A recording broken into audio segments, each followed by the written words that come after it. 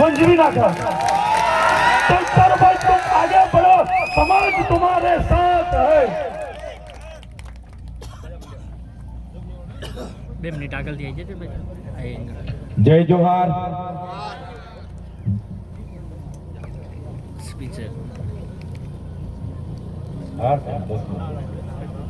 જય જોહાર, જય આદિવાસી, જય ભીલ પ્રદેશ।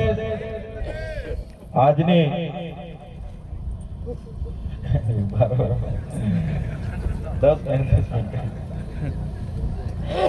સમયની મર્યાદા સમજાવતા છે આપણા આયોજક રાહુલભાઈ, એમનો જે પણ સાથી મિત્રોએ આયોજન કર્યું છે એમના માટે જોરદાર આપણે તાળીઓ પાડી લઈએ।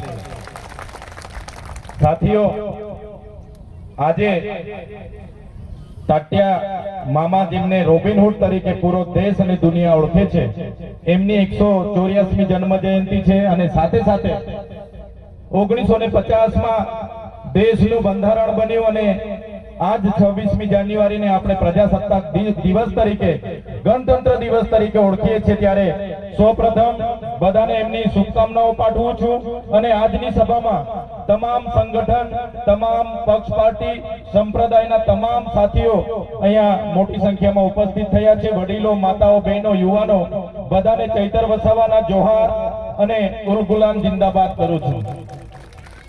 સાથીઓ, મંચ પરથી ઘણી બાબતોની ચર્ચા થઈ છે। તાટિયા મામા ભીલના પૂરા ઇતિહાસની વાતો થઈ છે, ત્યારે એ જ વાતો હું ફરીને દોહરાવીશ નહીં, કેમ કે આયોજક મિત્રોએ કીધું છે કે 10 મિનિટની સમય મર્યાદા બાંધી છે, એટલે મુદ્દાસરની વાત કરીને બીજા વક્તાઓને પણ આપણે સાંભળવાના છે। ત્યારે સાથીઓ, આજે આઝાદી જે આવી છે, આઝાદીના પર્વ તરીકે દેશના સ્વાતંત્ર્ય સેનાનીને આપણે યાદ કરીએ છીએ, એમને નમન કરીએ છીએ, વંદન કરીએ છીએ। પણ જે સ્વાતંત્ર્ય સેનાનીઓ દેશના આઝાદીમાં યોગદાન આપ્યું છે, શહીદી વહોરી છે, એમને પણ આ મંચ પરથી યાદ કરીએ છીએ। આ મંચ પરથી હું સ્પષ્ટપણે કહેવા માંગુ છું, દેશની આઝાદી માત્ર ચરખા ચલાવવાથી નથી આવી, દેશની આઝાદીમાં આદિવાસીઓના પણ લાખો લોકોના શહીદી વહોરી છે। તમે ઇતિહાસ જોશો, મેવાડમાં જ્યારે મુગલોનું આક્રમણ થયું ત્યારે પૂંજા ભીલ, એમની આખી સેના હતી।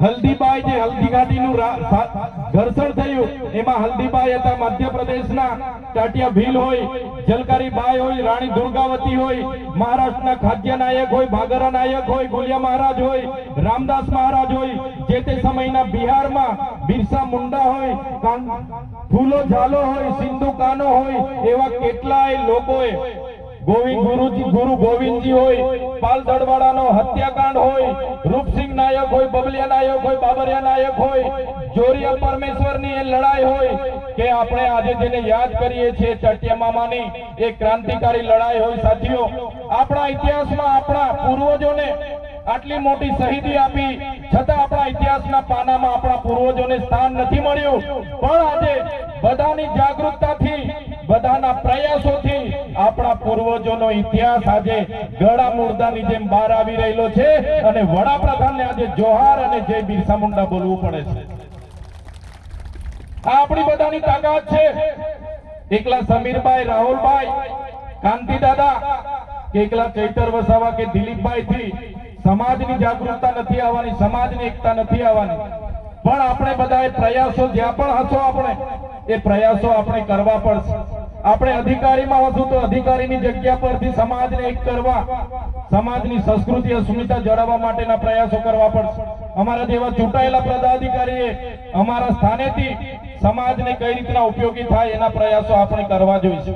આગળના એક વક્તાઓએ કીધું કે આ ભિલોડાની ધરતી પર એક દીપક બરંડા નામના દીકરાને જે લોકો બહારથી આવીને આપણા બાળકોની શિષ્યવૃત્તિ પર કોલેજો ચલાવે છે, આપણા લોકોની ગ્રાન્ટ પર પોતે જીવે છે, એવા એનજીઓ અને ટ્રસ્ટીઓ દ્વારા 18 થી 19 લાકડીઓ મારવામાં આવી।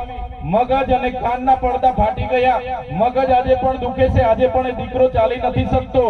તો આમાં મેં જવાબદાર તરીકે એ બહારથી આવેલા 2-3 ઘરોમાં રહીને આપણી વસ્તી, આપણી હસ્તી અને આપણા વિસ્તારમાં આપણા દીકરાને આ રીતના મારીને જાય, એમાં અમારા જેવા ચૂંટાયેલા પદાધિકારીઓ હોય કે તમે જે પ્રકારના આદિવાસી સમાજના આગેવાનો બનીને ફરો છો, આપણે બધાએ ઢાંકણીમાં પાણી લઈને ડૂબી મરવું જોઈએ. બહારથી આવેલા 2 પરિવારના લોકો આપણા વિસ્તારમાં જીવવા માટે આવ્યા અને આપણા દીકરાને આ રીતના મારે, એ આપણે કઈ રીતના ચલાવી શકીએ? ચલાવી શકાય? ના ચલાવી શકાય. એ આપણી ફ્રીશીપની ગ્રાન્ટ હોય, પોસ્ટ મેટ્રિક શિષ્યવૃત્તિની ગ્રાન્ટ હોય, આપણા એસટી વિદ્યાર્થીઓની ગ્રાન્ટ પર ચાલતી એ સંસ્થા છે. આજે કરોડોપતિ બની ગયેલા છે. અને એના ધારાસભ્ય, જ્યારે હું જેલમાં હતો એનો ઓડિયો વાયરલ થયેલો, એકાદ કોઈને ધમકી આપતા હતા કે તમારા ચૈતર વસાવાને કેવા ફિટ કર્યા છે ને, એમને પૂછી લેજો, એમનો ઓડિયો પણ વાયરલ થયેલો. ખબર છે ને બધાને? એ ધારાસભ્ય પીસી બરંડાએ આપણા દીકરાને આટલો મોટો માર માર્યો અને દવાખાનામાંથી રજા અપાવી દીધી. સરકારી દવાખાનામાં ગયા તો ત્યાંથી રજા અપાવી દીધી અને પોલીસ વિભાગ પર દબાણ ઊભું કર્યું અને એવું સોગંદનામું કોર્ટમાં રજૂ કર્યું. એ ભાઈને એટ્રોસિટીમાં અહીંયા જામીનો મળી ગયા. ત્યારે આવા નેતાઓને તમે ચૂંટીને મોકલ્યા છે, અમે નથી ચૂંટીને મોકલ્યા. આવનારા દિવસોમાં એવા નેતાઓને લીલે તોરણે ઘરે મોકલી આપો તમે. જે નેતા સમાજના નથી થવાના, એ નેતા ક્યારે આપણા પ્રતિનિધિ નહીં હોઈ શકે. આજે હું તમારી વચ્ચે આવીને ઉભો રહ્યો છું ત્યારે હું કોઈ પાર્ટીના ધારાસભ્ય તરીકે નથી, હું આદિવાસીના પ્રતિનિધિ તરીકે તમારી વચ્ચે આવીને ઉભો છું. સાથીઓ, તમે જોયું હશે આપણા પાટલિયામાં જે પ્રકારે પોલીસે, જનરલ ખાતાએ જે પ્રકારે આપણા લોકો પર હુમલો કર્યો, 27 જેટલા ટીયર ગેસ છોડવામાં આવ્યા, લાઠીચાર્જ કર્યો, 50 રાઉન્ડ થી પણ વધારે ફાયરિંગ કર્યું અને આપણા લોકોએ પછી સ્વ બચાવમાંથી આપણા લોકોએ દોડાદોડીમાં પોતાનો જીવ બચાવવા માટે જે 47 જેટલા કર્મચારીઓ પર જે એમણે સ્વ બચાવ માટે પથ્થરમારો કર્યો. ત્યારે આવનારા દિવસોમાં મંચ પરથી પણ કહેવા માંગુ છું, અહીંયા જેટલા પણ પોલીસ અધિકારીઓ છે એમના માટે એકવાર જોરદાર તાળીઓ પાડી લો. એ તમામ PI, PSI, constable, home guard, D staff બધાને મેં વિનંતી કરું છું, આદિવાસી સમાજ એ સંવાદ અને સંવિધાનમાં માનનારો છે. એટલે તમે તમારા આઈપીએસ અધિકારીઓના કહેવા પ્રમાણે અમારા સમાજને હેરાન પરેશાન નહીં કરતા, નહીં તો આવનારા દિવસોમાં અહીંયા પણ અમે પાડાલિયાવાડી કરીશું.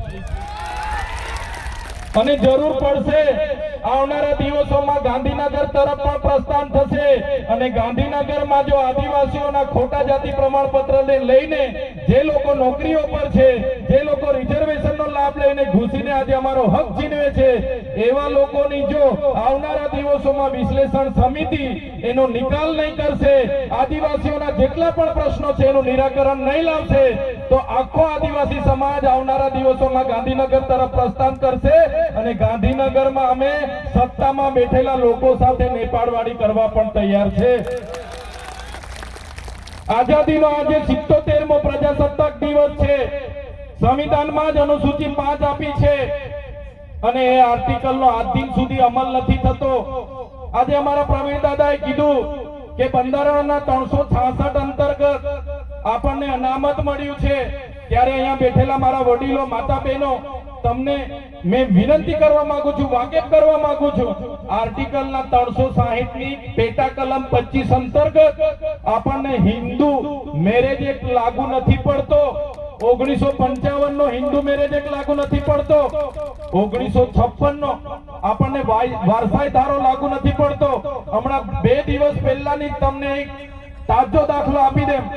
અમદાવાદની કોર્ટમાં એક આદિજાતિ પતિએ પોતાના પત્ની સાથે છૂટાછેડા માટેની ફરિયાદ કરી હતી અને અમદાવાદની કોર્ટે આ 2 દિવસ પહેલા જ એ પતિને કીધું કે તમે આર્ટિકલ 366ની પેટા કલમ 25 અંતર્ગત આવો છો, તમારું લગ્ન રૂઢિ પ્રથા અને પરંપરા મુજબ થયું છે, તમને અમે છૂટોછેડો ના આપી શકીએ, તમે હિન્દુ મેરેજ એક્ટમાં આવતા નથી. એ આપણી સંવિધાનની તાકાત છે. ત્યારે આપણે જાગવું પડશે. બંધારણનો 1956 નો સુધારો, વારસાઈ ધારો આપણને લાગુ પડતો નથી. આપણને 1956 નો જે આપણો દત્તક પ્રથાનો ધારો છે, ભરણ પોષણનો ધારો છે, છૂટાછેડાનો ધારો છે, એ પણ બંધારણના આર્ટિકલ 366ના 25 પેટા કલમ મુજબ આપણને લાગુ પડતો નથી. એ બધું આપણે જાણવું પડશે અને આપણા સમાજને જાગૃત કરવા પડશે. સાથીઓ, 2027માં જાતિગત જનગણના આવવાની છે અને એમાં આપણી જે ધર્મની કલમ હશે એ આ લોકો લાવવા માંગતા નથી. ત્યારે આ મંચ પરથી તમને બધાને કહેવા માંગુ છું, આવનારા દિવસોમાં જે પ્રકારે ઝારખંડની સરકારે, હેમંત સોરેનજીની સરકારે ઝારખંડ રાજ્યમાં સરના ધર્મો કોડ લાગુ પાડ્યો છે, એ જ પ્રકારે ગુજરાતમાં પણ આદિવાસી ધર્મ કોડ લાગુ થાય, આપણી કોલમ આવે, એના માટે આપણે લડવું પડશે. આદિવાસીઓ માટે અલગ ધર્મ કોડની માંગ આ મંચ પરથી પણ કરીએ છીએ અને આવનારા દિવસોમાં તમામ અહીંયા ઉપસ્થિત આગેવાનોને વિનંતી કરું છું, તમારી આગેવાનીમાં ગુજરાતના વિધાનસભાના બજેટ સત્રમાં મોટા કાર્યક્રમનો ગાંધીનગર આહવાન કરો. ગુજરાતના 14 જિલ્લામાંથી આદિવાસીઓને ભેગા કરવાની જિમ્મેદારી અમે લઈએ છીએ. આદિવાસીઓનો અલગ ધર્મ કોડ હોવો જોઈએ. આદિવાસીઓનો અલગ ધર્મ કોડની માંગ કરવી પડશે, નહીં તો આપણને ડીલિસ્ટિંગમાં ખપાવીને આપણને મળતા અનામતના લાભો પૂરા થઈ જવાના છે. આજે તમે જોઈ લો, જે લોકો ગૌણ સેવા પસંદગી મંડળની વર્ગ 3 ની ભરતીઓમાં ઉમેદવાર તરીકે જાય છે, એમને પૂછી લેજો, આજે 40% કટઅપનો રેશિયો લાવ્યા છે આ લોકો. જીએડી ના 18/5/2023 નો પરિપત્ર તમે વાંચજો. આદિવાસી ઉમેદવારોને 15% મળેલી અનામતની જગ્યાએ આ લોકોએ 335 નું ઉલ્લંઘન કરીને, આર્ટિકલ 335 નું ઉલ્લંઘન કરીને આદિવાસી વિદ્યાર્થી હોય કે એસસી વિદ્યાર્થી હોય એ ઉમેદવારે ફરજિયાત 40% લઘુત્તમ માર્ક લાવશે તો જ પસંદગી પામશે, એવી પરિપત્ર બહાર પાડ્યો છે. આ મંચ પરથી તમને કહેવા માંગુ છું, આવનારા દિવસોમાં 18/5/2023 નો પરિપત્ર રદ કરાવવા માટે અને આપણા વર્ગ 3 ના ઉમેદવારોને ન્યાય અપાવવા માટે પણ ગાંધીનગર ખાતે આપણે આંદોલન કરવું પડે, તો આપણે બધાએ ઉપસ્થિત થવાની જરૂર છે અને સરકારના જીએડી ને આ પરિપત્ર રદ કરાવવો પડશે. સાથીઓ, આજે આદિવાસી અસ્મિતાની વાતો થાય છે, સંસ્કૃતિની વાતો થાય છે, ત્યારે હું તમને વિનંતી કરવા આવ્યો છું, તમારો સ્વમાન જગાડવા આવ્યો છું. આજે આદિવાસીની વાત ચિંતન શિબિર છે. આજે જે પણ લોકો પોતાનો સમય આપીને અહીંયા આવ્યા છો એમને હું નમન કરું છું, વંદન કરું છું. પણ આપણી બધાની જવાબદારી છે, અહીંયા માત્ર ભાષણબાજી કરીને નીકળી નથી જવાનું. આપણે આ મંચ પરથી સંકલ્પ લેવાના છે કે આજે આપણા સમાજ ખોટા જાતિના પ્રમાણપત્રનો સામનો કરી રહ્યો છે, આ 40% કટઅપનો સામનો કરી રહ્યો છે. આજે જે શિક્ષણ મળે છે એ શિક્ષણ પણ આપણા બાળકોને યોગ્ય મળતું નથી અને બાળકો થોડા ઘણા ભણી ગ્રેજ્યુએશન થાય એને રોજગારી નથી મળતી, નોકરી નથી મળતી. એ તમામ પ્રકારની સમસ્યાઓ જે આ વ્યવસ્થાએ પેદા કરી છે, ત્યારે આ સરકાર સામે પણ આપણે ઉતરવું પડશે. આઝાદીના 78 વર્ષ થઈ ગયા. આજે ગણતંત્ર દિવસ છે. બંધારણે તો એવું કીધું છે, અમે ભારતના લોકો આ ભારત દેશને સ્વતંત્રતા, સમાનતા અને બંધુતા પ્રદાન કરીએ છીએ, ધર્મનિરપેક્ષ રાજ્ય જાહેર કરીએ છીએ, લોકશાહી રાજ્ય જાહેર કરીએ છીએ.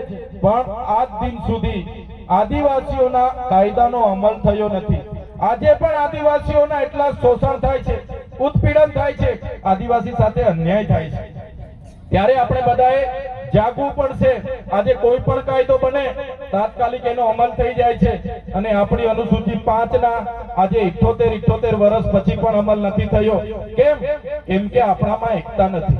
લોકતાંત્રિક રીતે બનેલી પાર્ટીઓમાં આપણે બધા વેચાયેલા છે, સંગઠનોમાં વેચાયેલા છે, ધર્મ સંપ્રદાયોમાં વેચાયેલા છે, જ્ઞાતિ જ્ઞાતિમાં વેચાયેલા છે. ત્યારે આ મંચ પરથી તમને બધાને કહેવા માંગુ છું, એક આદિવાસી તરીકે આપણે બધાએ ધર્મ સંપ્રદાય હશે, પાર્ટીઓ હશે, જ્ઞાતિ જ્ઞાતિ હશે કે કોઈ પણ સંગઠનો હશે, ભૂલીને છેલ્લી લડાઈ માટે તૈયાર થઈ જવું પડશે. નહીં તો આવનારી પેઢીઓ માટે આપણે કંઈ બચાવી નથી શકવાના. આજે જળ, જંગલ, જમીન પરના અધિકારોના પ્રાવધાન હોવા છતાં આજે જંગલ ખાતું આપણા લોકોને હેરાન કરી રહ્યું છે. આજે પોલીસ ખાતું આપણા લોકોને હેરાન કરી રહ્યું છે. સત્તામાં બેઠેલા લોકો આપણી જમીનો સંપાદન કરી રહ્યા છે. ત્યારે આપણે બધાએ જાગવું પડશે, એક થવું પડશે. વાત કહેવા માટે આજે અહીંયા આવ્યો છું. આદિવાસી એ આદિ અનાદિ કાળથી પોતે સ્વતંત્ર જીવન જીવવાનો ટેવાયેલો છે. સ્વાયત્ત, સ્વાવલંબન અને પ્રકૃતિ સાથે રહેતા શીખ્યો છે. પ્રકૃતિના મૂલ્યનું જતન કરતા શીખ્યો છે. પ્રકૃતિને પૂજનારો આદિવાસી સમાજ છે. પણ આજે આદિવાસી સમાજ જે ઈચ્છે તે શિક્ષણ નથી. આજે આપણે શું પહેરવા માંગીએ છીએ એ પણ કોર્પોરેટ લોકો નક્કી કરે છે. આપણે કઈ ગાડીમાં ફરવાનું છે એ પણ બીજા લોકો નક્કી કરે છે. આપણે શું ખાવું છે એ પણ બીજા લોકો નક્કી કરે છે. આપણે શું કરવું છે એ પણ બીજા લોકો નક્કી કરે છે. ત્યારે આપણે ફરી મૂળ સંસ્કૃતિ, મૂળ પરંપરા અને જે આપણી અસ્મિતા છે એને જાળવી રાખવા માટે, આપણી બોલી ભાષાને જાળવી રાખવા માટે, આપણા પહેરવેશને જાળવી રાખવા માટે આપણે બધાએ ફરી આપણા સમાજમાં જાગૃતતા લાવવી પડશે. એ જ વાત સાથે વધારે વિશેષ હું વાત નહીં કરું. એક સમાજના ધારાસભ્ય તરીકે સૌ તમને અપીલ અને વિનંતી કરું છું, આજે આપણે અહીંથી આપણા સંકલ્પો લઈને જવું પડશે. આ મંચ પરથી જે પણ લોકોએ પોતાના વક્તવ્ય આપ્યા છે, પોતાના ઉપદેશો આપ્યા છે, એને વધારે ને વધારે આપણા સમાજમાં કઈ રીતના પહોંચાડી શકાય, એ ચાહે વન અધિકાર અધિનિયમ 2006 ની વાત હોય, એ ચાહે 73 AA ની વાત હોય, એ ચાહે જમીન સંપાદનના કાનૂનની વાત હોય, એ ચાહે જળ જંગલ જમીન પરના આદિવાસીઓના પ્રાવધાનની વાત હોય, રૂઢિ પરંપરાગત અંતર્ગત આદિવાસીઓને મળેલા અધિકારોની વાત હોય, ગામ સભા મળેલા પાવરોની વાત હોય, આપણા મુખીઓ, આપણા પૂંજારાઓ, આપણા સરપંચો, એમણે પણ આ જાગૃતતા લાવવી પડશે. એ વાત કહેવા માટે અમે આજે ઉપસ્થિત થયા છે. ત્યારે વધારે વાત નથી કરતો, ઘણા આગેવાનો અહીંયા ઉપસ્થિત થયા છે, એમને પણ આપણે સાંભળવાના છે. ત્યારે આજના આ કાર્યક્રમમાં આયોજન કરતા તમામ આયોજક મિત્રોનો, અહીંયા ઉપસ્થિત થયેલા નામી અનામી તમામ સંગઠનના પદાધિકારીઓનો, તમામ સરપંચો, મુખીઓ, પટેલો અને વડીલો, મારી માતા તુલ્ય માતાઓ, બહેનો, યુવાનો, બધાનો જ હું ખૂબ ખૂબ આભાર માનીને વિનમું છું. બધાનો ખૂબ ખૂબ આભાર. જોહાર. જય આદિવાસી, જય ભીલ પ્રદેશ.